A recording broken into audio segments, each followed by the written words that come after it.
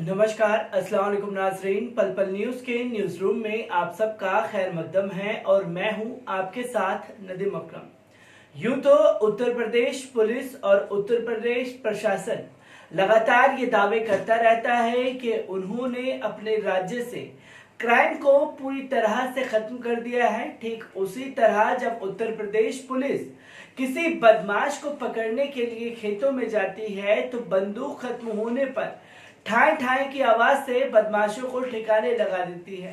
पर लगातार उत्तर प्रदेश में क्राइम रेशियो बढ़ता जा रहा है, जिसके ऊपर ना ही सरकार ना ही प्रशासन ध्यान देने को तैयार है, क्योंकि उत्तर प्रदेश में क्राइम रेशियो इस कदर बढ़ गया है कि अव्वल पर नंबर 1 पर उत्तर प्रदेश सरकार है क्राइम रेशियो में।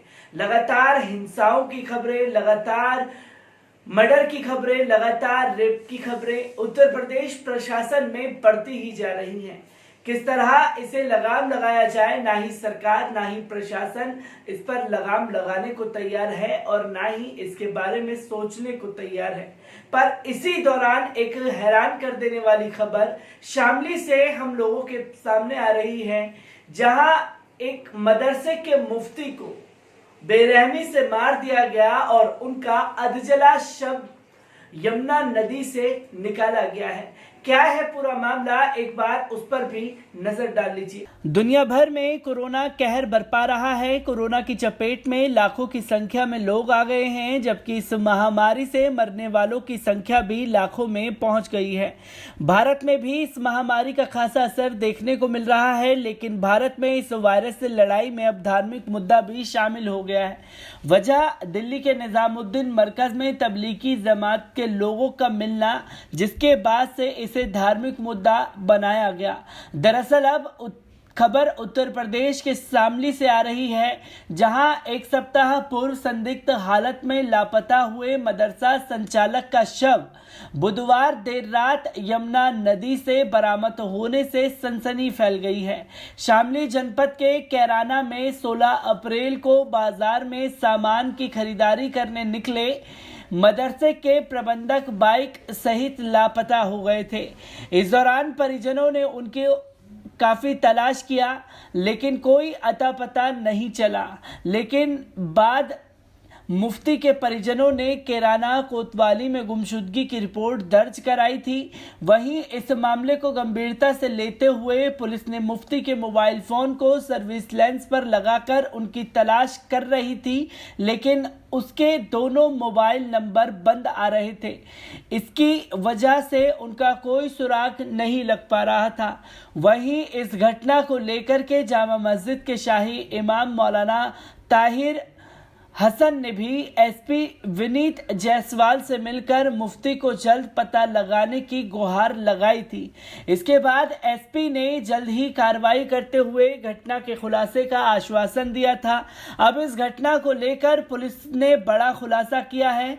बता दें कि बृहस्पतिवार को एसपी विनीत जायसवाल ने बताया कि 21 अप्रैल को गांव मवी काकोर स्थित मदरसा के अध्यापक अब्दुल्ला ने गुमशुदगी दर्ज कराई थी कि 16 अप्रैल को सुबह मदरसा संचालक 35 वर्षीय मुफ्ती सूफियान बाइक से कैराना गए थे। इसके बाद वापस नहीं लौटे। एक खबर के अनुसार जांच के लिए सीओ कैराना प्रदीप कुमार और कोतवाल यशपाल धामा के नेतृत्व में पुलिस टीम गठित की गई थी। सर्विस लेंस टीम को भी लगाया गया था।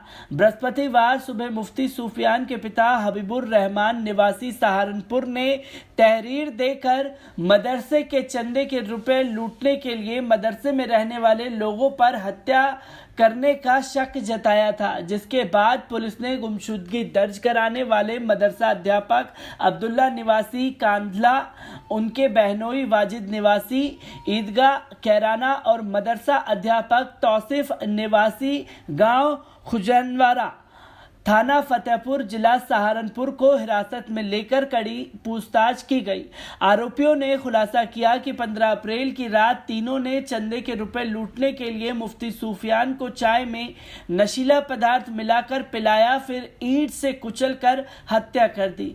कमरे में ही पेट्रोल डालकर शव को जला दिया, जिसके बाद अधजले शव को बोरे में लेकर मुफ्ती की बाइक से ही यमुना नदी में फेंक दिया। पुलिस ने आरोपियों को निशानदेही पर गोताखोरों की मदद से यमुना में अधजला शव बरामद कर पोस्टमार्टम को भेज दिया। इस मामले पर एसपी ने बताया कि तीनों आरोपियों के खिलाफ मुकदमा दर्ज कर लिया गया है। तो दोस्तों, आपने देखा कि उत्तर प्रदेश में प्रशासन और खासतौर पर अपराधियों के हौसले कितने बुलंद हैं कि वो उनकी मानसिकता किसी को मारने में ये साफ तौर पर बता रही है कि चाहे वो किसी भी जाति धर्म के क्यों ना हो, उनके हौसले इस कदर बुलंद हैं कि वो कुछ भी सोचने को तैयार नहीं है, समझने को तैयार नहीं है, क्योंकि उन्हें पता है कि उत्तर प्रदेश में अपराधी जो है उनका रेशो बढ़ रहा है, तो उनको सजा जरूर मिलेगी, पर ऐसी नहीं कि जिसके लिए मिसाल कायम की जाए। लगातार ऐसी खबरें आ रही हैं जहां से उत्तर प्रदेश प्रशासन पर लगातार सवाल उठ रहे हैं, पर इसमें हिंदू मुस्लिम एंगल खोजने की आवश्यकता नहीं है। ये ठीक उसी तरह है कि पैसों के लालच में मदरसे के मुफ्ती की हत्या सिर्फ मदरसे में रह रहे लोगों ने ही कर दी, जिन्हें पैसे का लालच था और पैसे लूटने के चक्कर में उन्होंने मदरसे के मुफ्ती की बेरहमी से हत्या कर दी। जहां उन्होंने मुफ्ती को चाय पर बुलाया और चाय में कुछ मिला करके पिला दिया नशीला पदार्थ, और नशीला पदार्थ मिलाने के लिए पत्थर से पहले सर को कुचला गया, और पैसे लूटने के लिए जब शव लोगों के जहन में आ जाता, लोगों को पता चल जाता, तो पेट्रोल डाल करके शव को जला दिया।